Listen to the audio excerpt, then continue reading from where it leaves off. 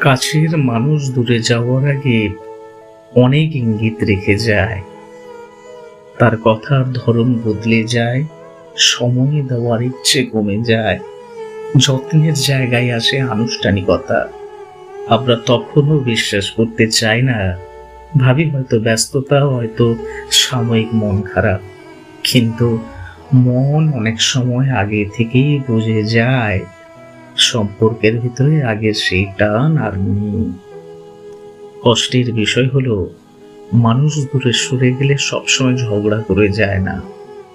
অনেক সময় সে স্বাভাবিক থাকার অভিনয় করে দূরত্ব তৈরি করে। এই দূরত্বই বেশি কষ্ট দেয়, কারণ যেখানে অভিযোগ করার মতো স্পষ্ট কিছু থাকে না।